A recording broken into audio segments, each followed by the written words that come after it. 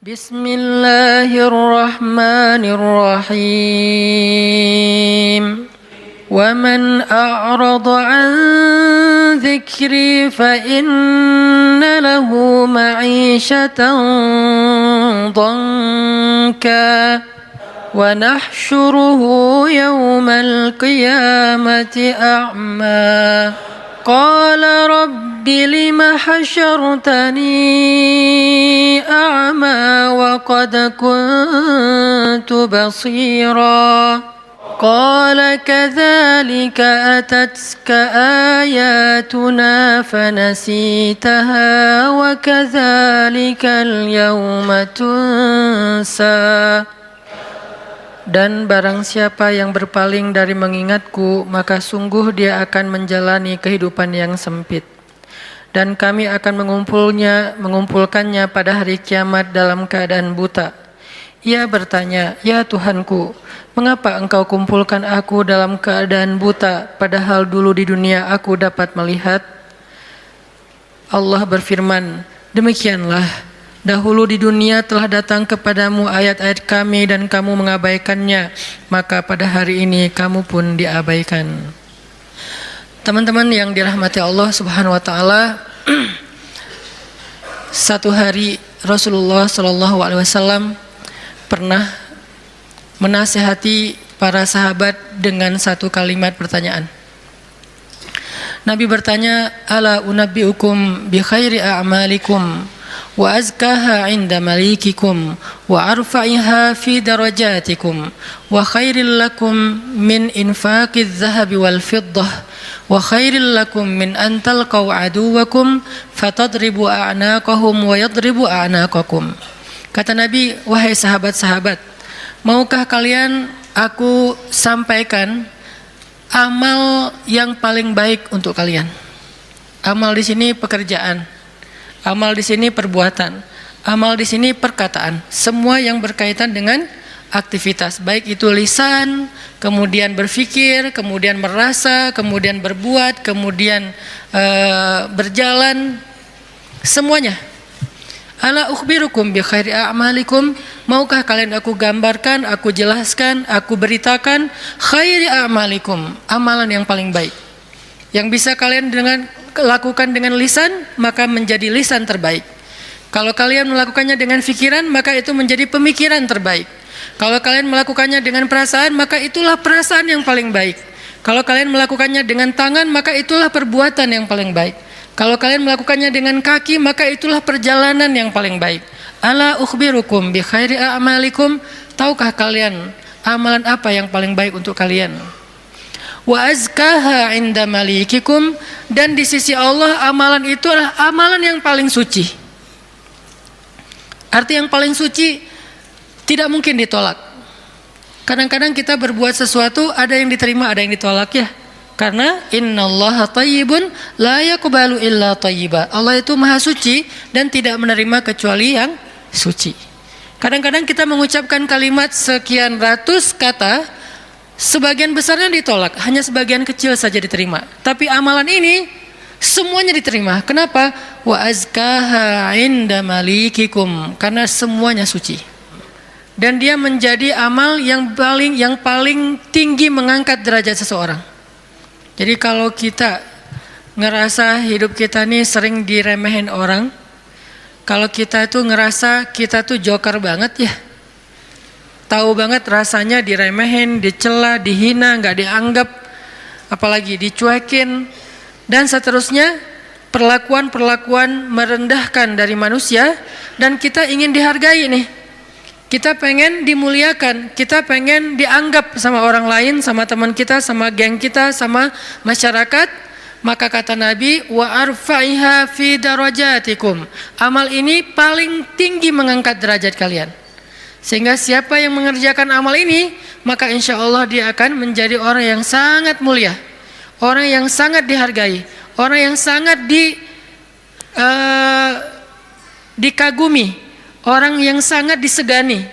Arfa'iha fi darajatikum wa khairin lakum min infaqiz zahabi wal fiddah. Ini lebih dahsyat lagi.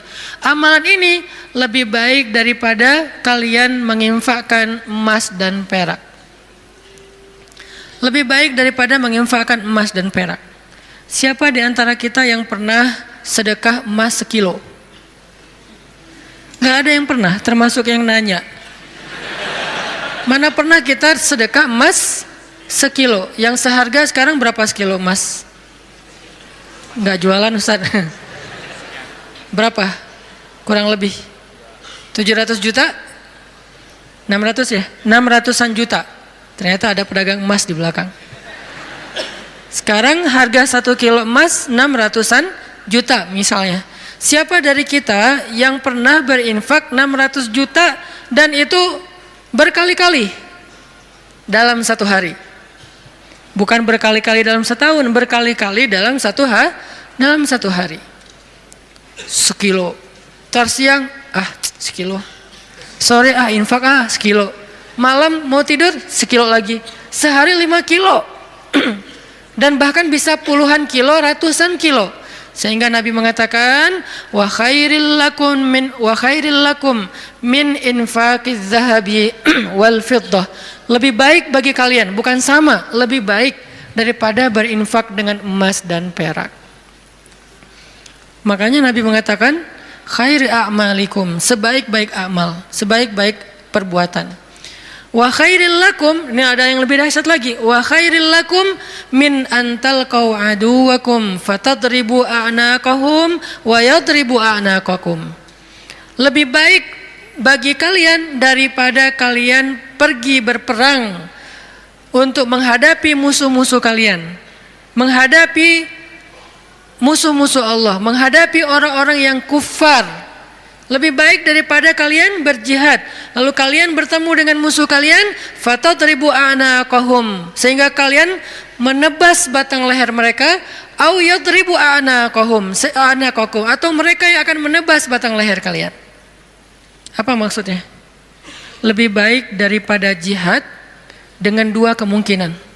1, menang dalam peperangan. 2, syahid dalam peperangan.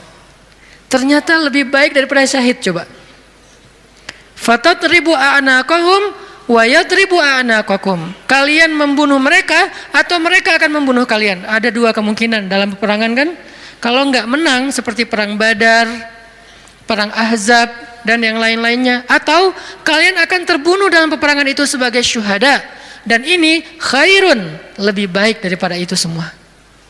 Lebih baik daripada menang dalam peperangan jihad, atau lebih baik daripada syahid dalam peperangan jihad. Lalu para sahabat langsung menjawab dengan serentak, bala ya Rasulullah, tentu ya Rasulullah, amal apa ini? Kok dia bisa lebih baik dari semua perbuatan kami? Dia lebih disukai oleh Allah, dia lebih tinggi derajat bagi yang melakukannya, dia lebih berharga daripada emas dan perak, dia lebih berharga, lebih mulia daripada menang dalam medan jihad, bahkan dia lebih istimewa daripada syahid dalam peperangan membela agama Allah. Bala ya Rasul, tentu ya Rasul, apa amalan yang istimewa ini? Nabi mengatakan zikrullahi ta'ala, zikir kepada Allah subhanahu wa ta'ala. Ternyata sebegitu gampangnya, sehingga Allah subhanahu wa ta'ala berkali-kali nanya kepada kita di surat Ar-Rahman, fabi ayyi ala'i rabbikuma tukadziban, nikmat Tuhanmu yang mana yang kamu dustakan? Allah sudah memudahkan kalian dengan segala macam kebaikan untuk mendapatkan pahala, mendapatkan ridha Allah, mendapatkan ampunan Allah, yang puncaknya mendapatkan surga Allah Subhanahu wa taala. Udah banyak dan Allah mudahkan. Pengen masuk surga? Mudah. Pengen diampunin semua dosa sampai dari sejak kita balik, yang kita sering berbuat dosa awal-awal kita balik itu yang paling gede apa? Ninggalin sholat ya. Karena kita baru sadar sholat kan akhir-akhir ini. Padahal kewajiban kita sholat itu udah di usia 10 tahun. Yang kata Nabi kalau nggak sholat disuruh pukul anak usia 10 tahun. Artinya ada ketegasan dalam pelaksanaan sholat di usia 10 tahun. Usia 11 tahun, 12 tahun kita masih kelas 5, kelas 6 SD, kita sering banget ninggalin sholat. Gimana caranya sholat yang begitu besar pahala atau begitu besar dosanya kalau ditinggalkan bisa dihapuskan oleh Allah? Apakah kita harus jungkir balik sholat yang sebanyak-banyaknya? Enggak mudah bagi Allah. Ternyata semua kebaikan di sisi Allah itu Allah beri dengan cara mudah. Bahasanya Ar-Rahman, pemurah, dimurahin sama Allah. Allah murahin. Mau surga murah, padahal surga itu mahal. Kata Nabi, ala sil'atallahi hiyal ghaliyah, ala sil'atallahi hiyal jannah. Bukankah harta Allah itu mahal dan harta Allah itu adalah surga? Surga itu aslinya mahal, tetapi Allah mudahkan dan Allah murahkan bagi kita orang yang beriman. Ampunan Allah itu berharga, tapi Allah murahkan. Ridho Allah itu sesuatu yang sangat istimewa, langka, tetapi Allah murahkan. Jadi termasuk dengan ibadah ini, zikir yang begitu mudah, zikir yang begitu ringan, zikir yang begitu yang santai, nggak perlu modal untuk berzikir. Kamu udah zikir belum? Kenapa? Gak cukup modal. Gak ada orang yang gak berzikir gara-gara kurang modal. Kalau kurang modal untuk kayak bisnis, wajar. Justru mencari dunia itu mahal dan susah. Modalnya gede, hasilnya belum tentu. Itu juga pengorbanannya berdarah-darah. Belum lagi nanti dizolimin, dikerjain, ditipu orang. Setelah sekian lama baru dapat, udah tua. Itulah dunia. Susah banget ngedapetinnya. Ngerasain gak susah banget ngedapetin dunia? Ngedapetin dia, susah kan? Susah banget. Perjuangannya, ya Allah, luar biasa. Kok Ustaz bisa menjiwai sekali kalimat itu? Mengalami. Itulah dunia. Sedangkan apa yang Allah tawarkan di akhirat itu ringan, tetapi kita mungkin itulah kelemahan saya dan kita semua, bahwa memang kita lebih memilih yang susah, udah gitu berkeluh kesah, meninggalkan yang mudah dan mendustakan nikmat Allah. Kita pilih yang susah, pas udah capek berkeluh kesah, ya Allah, kita nuduh Allah macam-macam. Padahal Allah udah ngasih yang paling mudah, tapi kita abaikan dan kita kufur kepada nikmat Allah. Jadi teman-teman yang dirahmati Allah, Nabi sendiri yang menawarkan kepada kita sekarang dalam hadis riwayat Hakim Tirmidzi dengan derajat yang sahih tadi. Ala unabbiukum ya syabab Bandung, maukah kalian aku berikan sebuah amalan wahai pemuda-pemuda Bandung? Apa itu? Amalan yang khairul lakum min infaqiz zahab, yang lebih baik daripada menginfakkan emas, lebih baik daripada mati syahid, walaupun syahid juga tetap mulia, lebih baik daripada menang dalam peperangan. Tentu kita akan menjawab seandainya kita ketemu dengan Nabi, bala ya Rasulullah, tentu ya Rasul, apa amal itu apa? Dan kita mengatakan bala bukan dengan kalimat cuek, bukan dengan kalimat boleh sih, apa nih Rasul, enggak gitu. Kita ngomongnya itu bala dalam bahasa Arab sesuatu yang kayak antusias banget. Kalau mereka nggak antusias, mereka nggak akan bilang bala. Mereka bilang bala ya Rasulullah, artinya antusias. Sehingga kita menjiwai hadis ini, walaupun kalimat hadis ini nggak terlalu panjang, cuma satu kalimat pendek yang kalau dibaca kurang dari 5 menit selesai. Tapi menjiwainya, memahaminya itu butuh waktu sampai kita bisa benar-benar senang dengan nasihat dari Nabi ini. Bukankah banyak orang cari nasihat jauh-jauh ya? Sekarang yang ngasih nasihat Nabi langsung. Sehingga kita mengatakan, bala ya Rasul, apa itu ya Rasul, apa amalan itu? Saya pengen dapat semua kebaikan yang Nabi katakan tadi. Lebih dari ini, lebih dari ini, lebih dari ini. Dan Allah sangat suka dengan amal itu. Otomatis Allah suka dengan orang yang beramalnya. Zikrullah, kata Nabi, mengingat Allah, berzikir kepada Allah. Makanya itulah kenapa Allah Subhanahu wa taala berfirman di surat Al-Ahzab yang tadi kita baca. Ya ayyuhalladzina amanu uzkurullaha dzikran katsira wasabbihuhu bukratan wa asila. Wahai orang yang beriman, ingatlah Allah, berzikirlah kepada Allah dengan zikir yang sebanyak-banyaknya. Kenapa? Karena zikir itu ringan.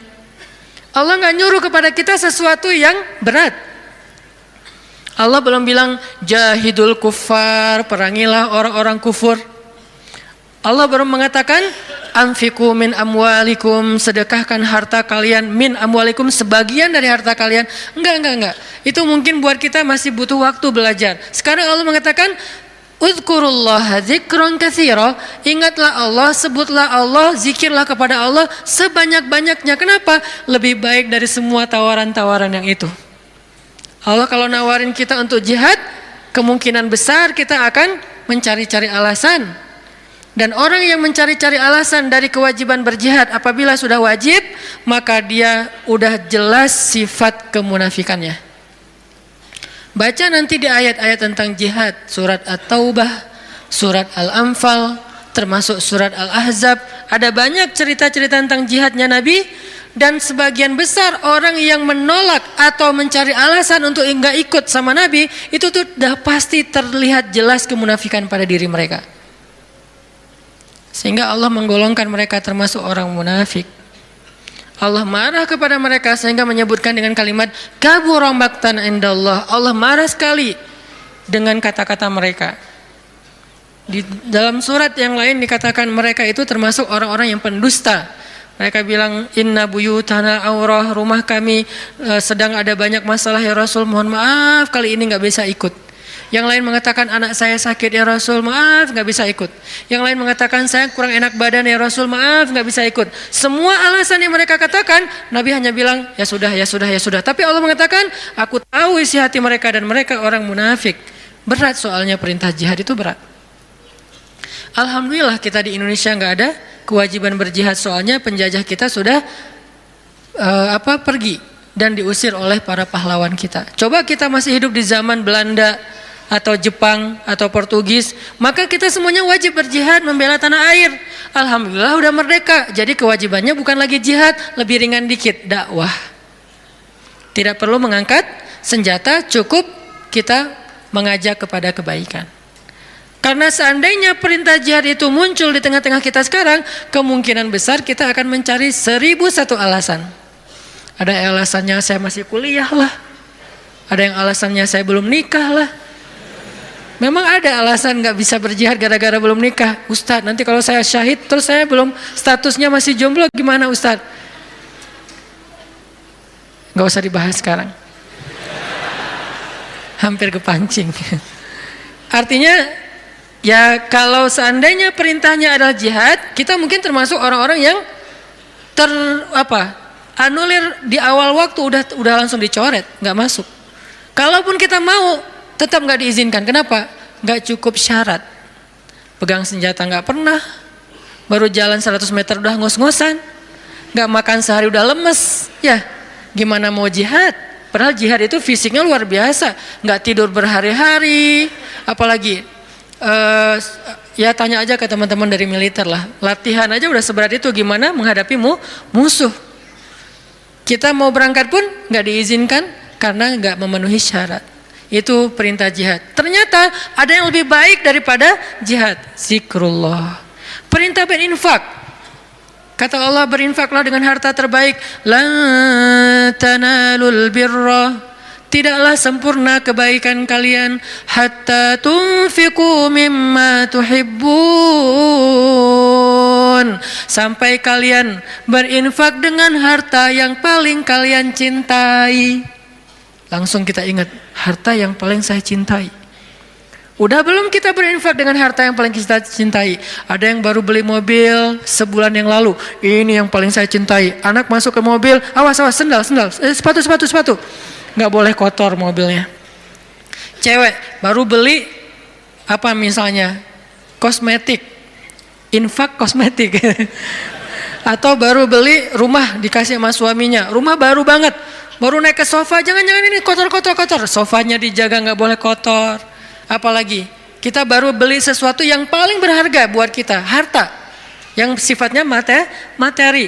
Maka kata Allah, tidak sempurna infak kita sampai kita pernah, walaupun nggak apa-apa, nggak usah sering-sering, pernah menginfakkan harta yang paling kita cintai. Berat pasti, karena infak kita itu baru harta yang sisa. Kelebihan harta, bahasa lembutnya. Kalau bahasa vulgarnya sisa. Infak makanan sisa. Infak pakaian sisa, giveaway. Apalagi infak uang sisa, receh. Jadi infak kita tuh masih infak sih sisa. Baik Ustaz, baik, tetapi belum sempurna. Karena ada derajat, ada tingkatan-tingkatan. Ada yang menginfakkan harta yang lebih, oke, sisa.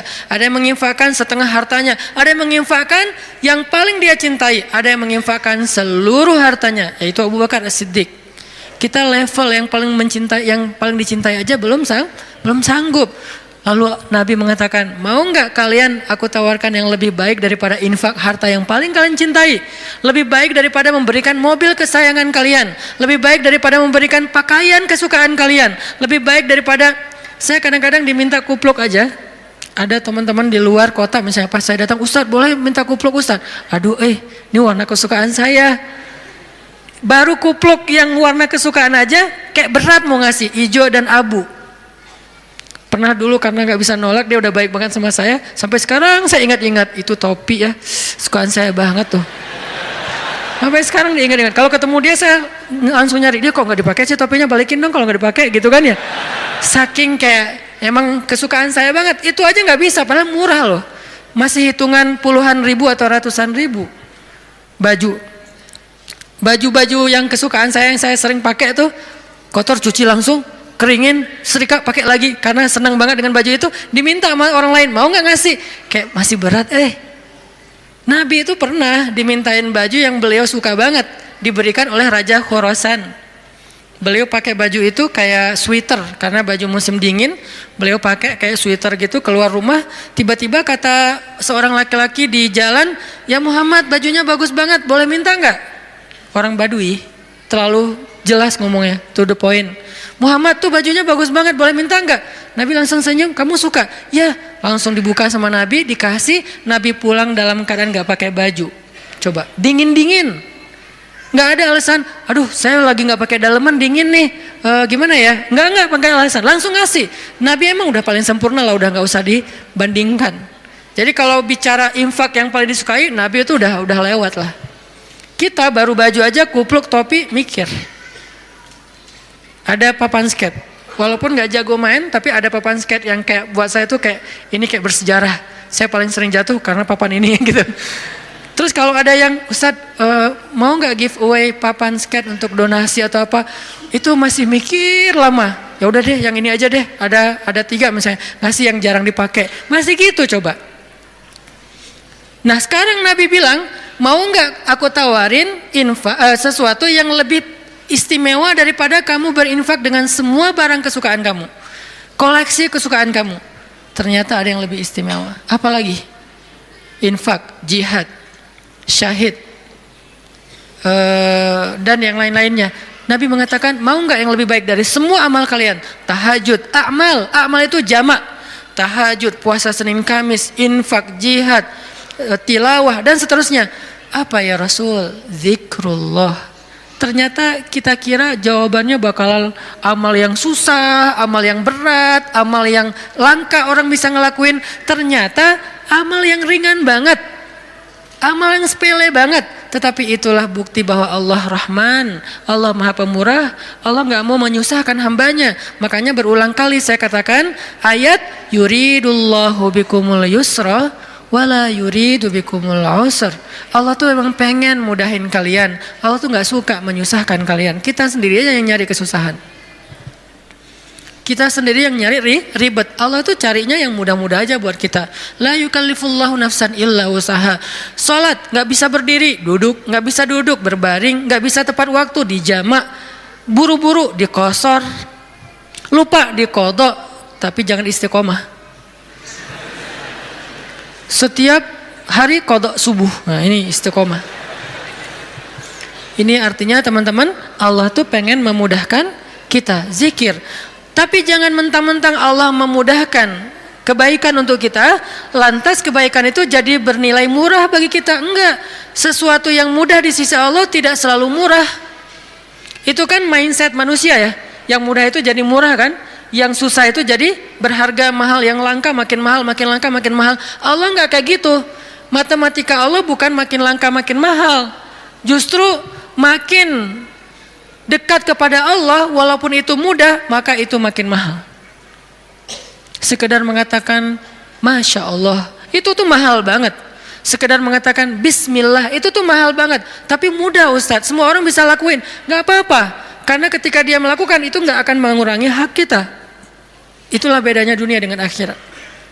Dunia kalau orang dapat, bagian kita berkurang. Akhirat orang dapat, bagian kita sama sekali tidak terganggu. Malah kalau orang dapatnya lewat kita, bagian kita bertambah. Kalau dunia susah hitung-hitungan kayak gini, karena memang kecil, direbutin rame-rame. Akhirat itu besar, direbutin sedikitan. Kata ulama, dunia itu nikmat yang sedikit, direbutin rame-rame. Akhirat nikmat yang banyak, direbutin sedikitan. Sehingga tidak akan pernah berkurang, apalagi menjadi persaingan yang tidak sehat. Zikrullah.